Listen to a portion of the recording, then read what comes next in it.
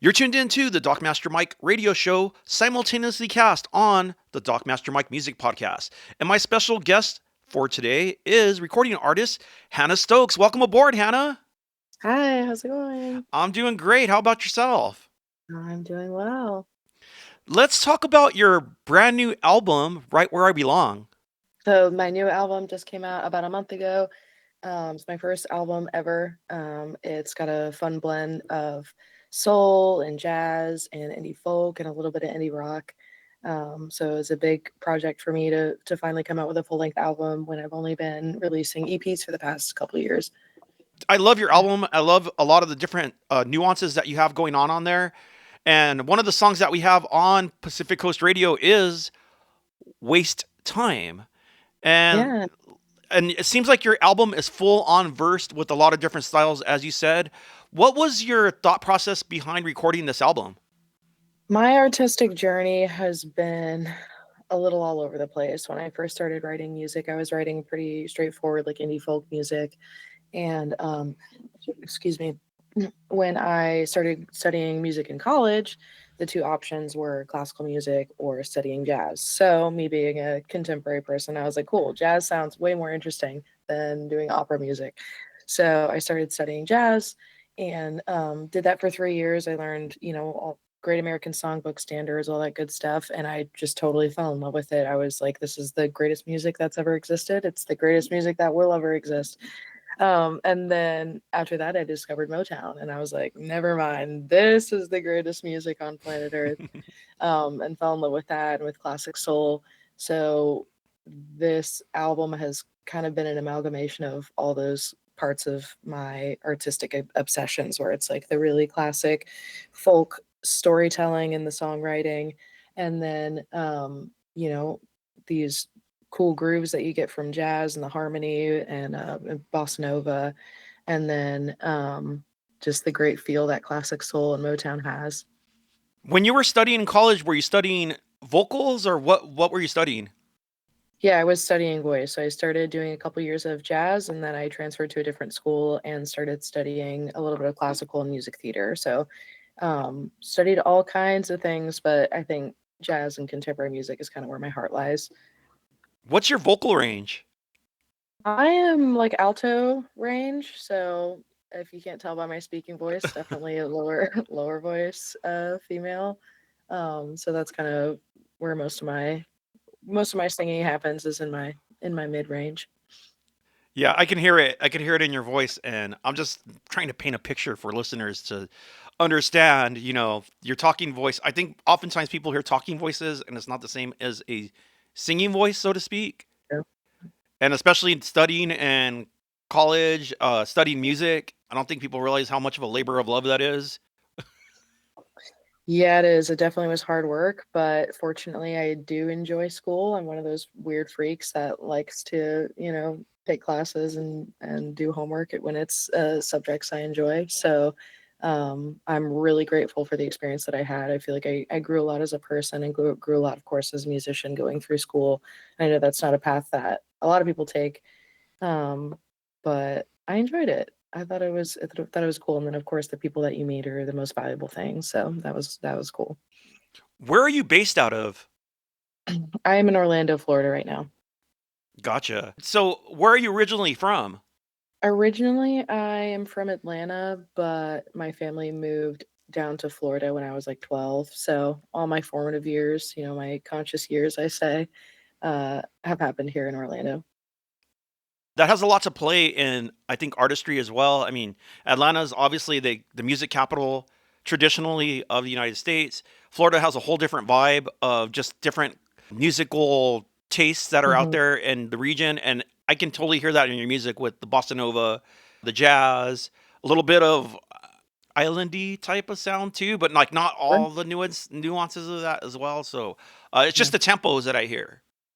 Yeah, yeah, it's interesting how a place that you live can certainly affect the sound of your music. I'm very fascinated by that, and as much as I feel like, as much as I've lived here for so long, Florida still kind of feels a little bit foreign to me. So that's kind of exciting when you're looking through an artistic lens. Yeah. How did you go about recording your music? Did you form a band? What was the process like? Yeah, so I've been a live musician for over 15 years, so that's kind of where all my music experience started was playing live, playing concerts, playing open mics, and then the recording came secondary. So I started recording with just, hired guns for the previous EP that I recorded. And it was cool, but it was just kind of a clunky experience and didn't love that. So after I graduated, I got a band together of musicians in Orlando that I just really love. I love their musical voice. I love their personality. And so we started, doing all these songs that I'd been playing solo for so many years. We started writing band arrangements for them. And then a year after that, we started recording the album, which originally this album was just going to be a solo EP. It was just going to be 5 songs with me and my guitar.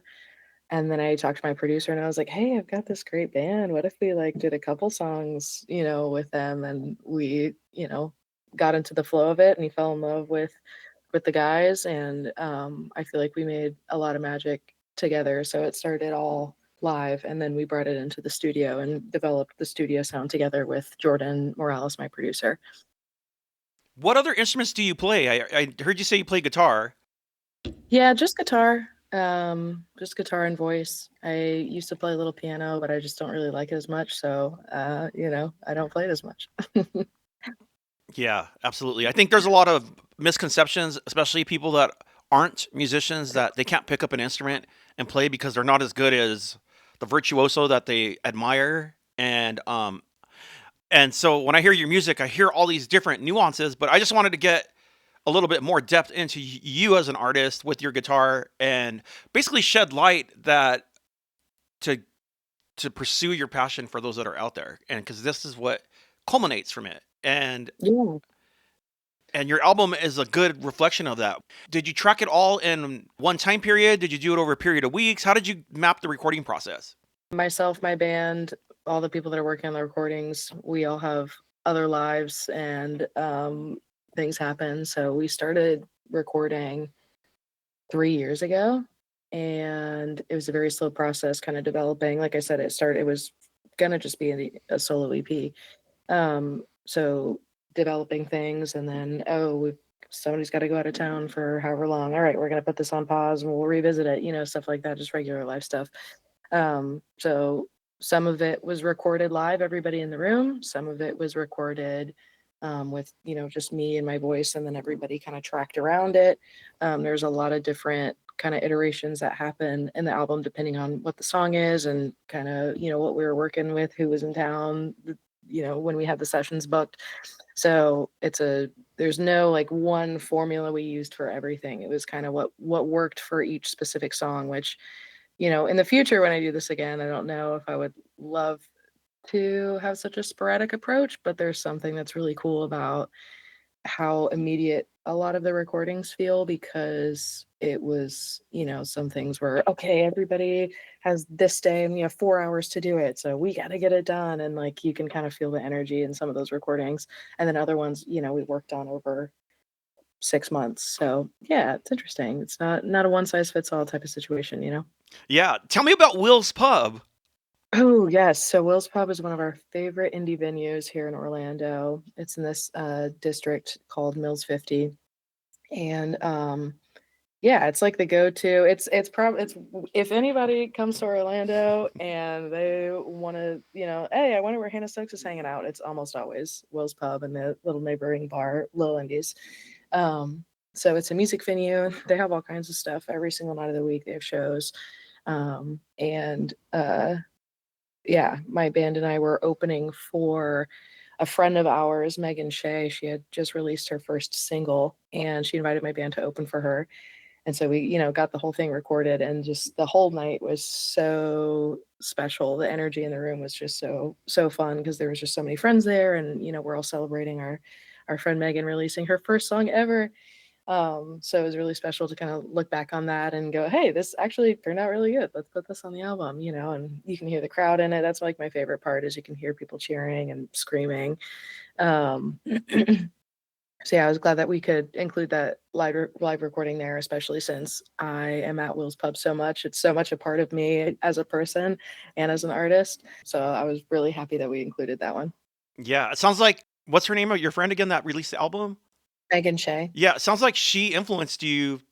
It sounds like you're around a bunch of good creative energy in that place. And that's why I asked about that, because I think another thing with people that don't live in a specific region or in a specific area is that there are rich music communities that exist outside of New York, Los Angeles, Atlanta, the big cities. You don't have to go there to grow yourself as an artist, or 100%. you can just play at home. But again, it sounds like you have a good supportive community with where you Yeah, there's a perform. lot of special artists here in Orlando, and there's so many different types of music, like hardcore music and heavy music does great here, but we also have so much jazz, we have so much funk, we have a beautiful singer-songwriter scene.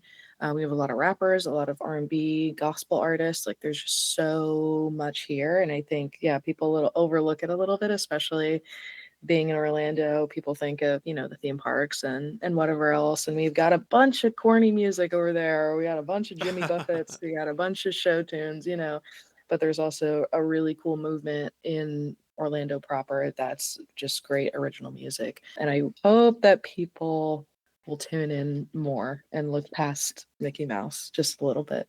Orlando's almost like a extension of Southern California, where again everybody wants to go to Disneyland, but that's Yeah. like a super Disneyland over there. So, and again, you mentioned it, Jimmy Buffett. It's like, oh well, let's put our feet in the sands and the toes, and laugh is good today, which is it is. But again, honestly, like when I heard it, I didn't know where you were from. I knew it was kind of like travel esque, meaning like there was a lot of different flavors going on in there. And so Mhm. again, I went your entire album, and I know you tackled a couple of cover songs and you did them in your own fashion. Some people will do a Mhm. cover song note for note or just change the key, but you did Yeah. them in your own fashion. You made this album yours. What's your typical band setup like when you perform? So we usually perform at just four pieces. So it'll be myself on electric guitar and vocals, and then electric bass, Rhodes keyboard, and then drums, of course. Sometimes we'll have, some backup singers. Like for the album release show, I had two of my very good friends, Charles Danielle and Riley Shea, doing backup vocals with me because there's a lot of harmonies on the record that yeah, the songs kind of feel naked without them, so it's cool whenever they can hop in and fill out those parts. I am very happy to have them. But usually it's just the four of us rocking it out. When you guys went into the studio, was it like a big studio? Was it a home studio? Like now you're having me wonder, like I'm starting to see visuals now. Yeah, yeah, we recorded most of the stuff at a home studio. So the actual tracking room is like, no kidding, 10 by 10 feet, like so small. And we did most of the tracking there. There's two songs we did like in the living room because we did it live with the drums. So we had everybody kind of spread out. The drums were in the sunroom, we were in the living room, and then Jordan's in the back room hitting record for What I'll Do and the Say a Little Prayer cover. Both of those songs were tracked pretty live. And then there was a couple like Waste Time and Right Where I Belong. We tracked drums at a different studio downtown that has changed names a couple times, so I'm not exactly sure what it's called now. It was called Mike Museum Studios. But other than that, yeah, most of it was tracked in the house. So it was a very comfortable, very cozy vibe, which I really appreciated. Most of the work that I've done have been in home studios, so it's where I feel the most comfortable. And I think, you know, Jordan did a really good job at learning how the room works to make everything sound good. And that's stuff that I really don't know about. So he really, yeah, pulled that off working in this little tiny bedroom for most of the time. You can hear the liveness of the drums. I'm also painting this picture of who you are as an artist, because in this day and age, there's AI, there's people that do a Mhm. lot of different recordings. And I mean, honestly, depending on the artist, when I get their background information, you're like, wait, you recorded that? How? Which yours sounds pretty much cut and dry like a band. And like Mhm. you said, I Say a Little Prayer sounds like it's like almost like you're in a lounge, but you can tell it's real drums. Some Mhm. people use programs and some people use syncopated things that take those live sounds and then it sounds like they have a full band, but they don't. Mhm. And they email people tracks back and forth. So I'm just giving one example of like why your music stands out and why it's a little bit more refreshing because it actually is recorded by the band Yeah. and the most part in a live format. Mhm. And so I'm just trying to paint a little bit more of a picture that it's not everything's AI and not everything's the Yeah, easy for sure. way of like, oh, hey, let's go put it through Suno. You know, I heard Pete Mhm. Townsend drop the name Suno. It's like, is he sponsoring that? Because why would he drop Oh, that on oh. Colbert or something like that? It's like, what is he getting out of it? So, usually when it's a big artist like that, they'll say something that's like, hey, I know he's not really using that, but then you just never know. So, Yeah, but yours yeah. is all instrumentation, all from the Mhm. soul. Yeah, that's something that we really, really wanted to put an emphasis on because, I mean, like I said, I'm a live musician first. That's what I'm most passionate about is performing. So capturing how that live show feels in a recording is, first of all, very, very difficult, but it translates me as an artist the best because yeah, there's a time and place for loops and beats and overproduced things and, people like listening to that. But for me, my biggest influences are in classic soul, Bill Withers and Aretha Franklin and Marvin Gaye and Herbie Hancock. So all these musicians, like the thing that makes these recordings so special is just how raw and real everything feels. It's like a little gritty, it's not like it doesn't have the pop music sheen on it where everything is tuned and quantized, right? It's just like it's human. And I think as we're moving into an age where everybody has access to these digital tools and everybody has access to this AI generated music, what's really going to set humans apart is the rawness, the mistakes, the little oops that happen that you don't plan for that make the recording feel like magic. So I'm glad that that stands out because that really was at the heart of the entire process is really capturing what we are instead of trying to manufacture something that people might like based on what's popular in pop music or whatever. You know what I mean? Yeah, trying to get an algorithm of like, I mean, I get a Yeah. lot of good music submissions. Wow, this sounds like pop music. It just doesn't fit our station. And I get a Yeah. bunch of them where like yours, I was like, okay, there's some songs on here that fit. Cause I go for a sound, I'm looking for vintage, I'm looking Mhm. for a feeling, I'm looking for nuances. And your album has that. There's a lot of times where I'm listening to things and it's just like, not to be mean if anybody's listening, but it doesn't fit the format. So I skip over Yeah. it. And I get some Mhm. people that send daily submissions, not an artist themselves, but the marketing person or whoever Yeah. their promoter is. That's leading me into the next question. Tell me about your association with Raised Eden Records. So Raised Eden Records is a super DIY record label that started a couple years ago, and their whole thing was Vanessa and Jordan. Jordan's the producer engineer, Vanessa's the marketing extraordinaire. They know all these people that are great songwriters and great artists, but they're just struggling to, find an artistic focus and find marketing power. So they were like, oh, what if we just did that and figured that out and helped our friends' careers grow?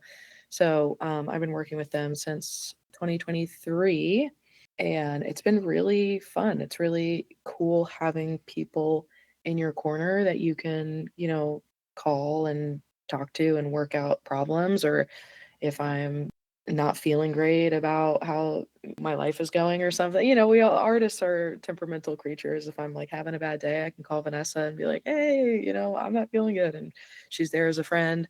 And then also, she's written me a social media plan, which I have no idea how to do otherwise. So it's cool to not be doing everything alone, because it really isn't possible. It's too much work for an indie artist to do everything by themselves. So I'm so, so grateful that I've been able to collaborate with them and just get things moving in the right direction. Because I feel like, the music's good. I feel like my band is talented, but that doesn't really matter if people don't know who you are.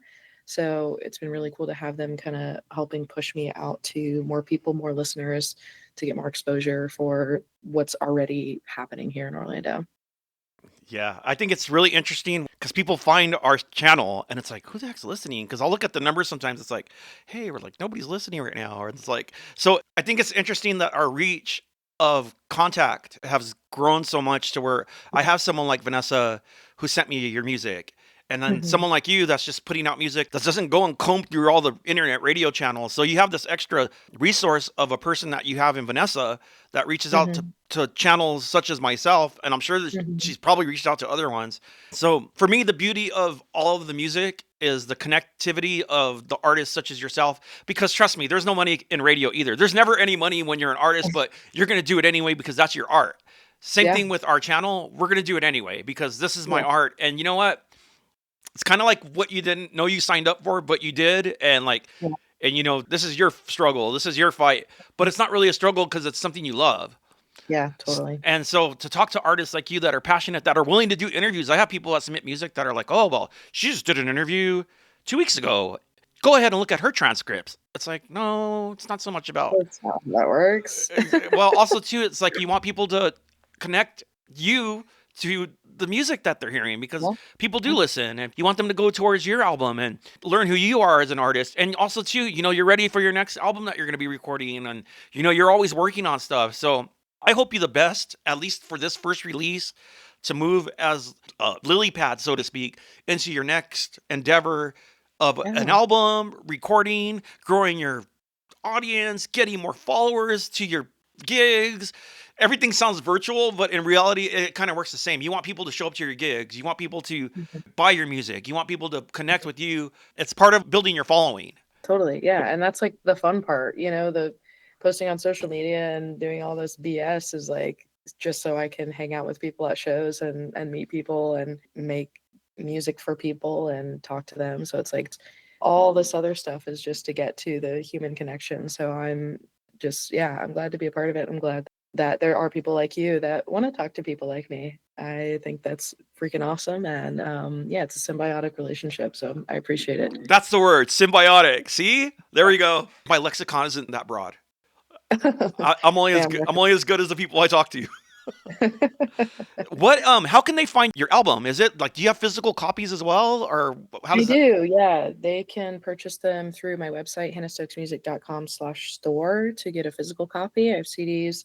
We're hoping to eventually do a vinyl pressing, but we're still kind of working that out. It's a little tough when you're a small artist, but I'm sure it'll happen eventually. And then it's available on pretty much every single digital store that you could ever imagine. So streaming, iTunes, Amazon Music, whatever, YouTube, you can find it wherever, right where I belong by Hannah Stokes. Yeah, the whole thing about vinyl, I don't think people realize it's like vinyl is hard because now there's a market for it again. And when you have someone like, don't want to say her name, I'm not trying to name drop her because this has nothing to do with her, but someone wants to We all release an know who you're talking album about. of Life of a Showgirl, all of a sudden it's like, hey, that resource is all used because now this person wants to press X Yeah, it's amount of interesting. vinyl. And it's like, well, what about me? Like, oh, Yeah. well, the price for you is going to be, it's like, hey, come on. Anyway, Yeah. Yeah. No, it's definitely tough, but I think the cool thing is that enough people are excited about it, which, as a hi-fi audio lover myself, I think it's very, very cool that vinyl is such a big deal again because it is a really special thing, but it is expensive. So one day, one day. yeah. So when people are selling their records for $30, please buy them. They're not trying to Yeah, make a buck it's off of you. It's because you're paying for that pressing and again, it's a physical copy. You want to see the actual picture. That's when you're a kid, right? You're like, "Oh, look at that like drawing or Mhm. look at what she's Yeah. wearing or look at the background." So, Mhm. it's very important, everyone, to purchase those albums. CDs, yes. The music, yes, but the album is what you want. And again, when these albums come out, support the artist. Yeah. Hannah, I just Period. want I just want to thank you for joining me today on the Dockmaster Mike Radio Show. And everyone, check out Hannah. She just released her new album, Hannah Stokes, Right Where I Belong. It's on streaming platforms everywhere. And whatever streaming platform you're on, you can check it out. There are 10 songs on this album, so there's enough Mhm. of there to go around. It's not an EP, it's grown out of 6 songs into 10. So, Hannah, Woohoo. I wish you the best. Thank you so much for joining us.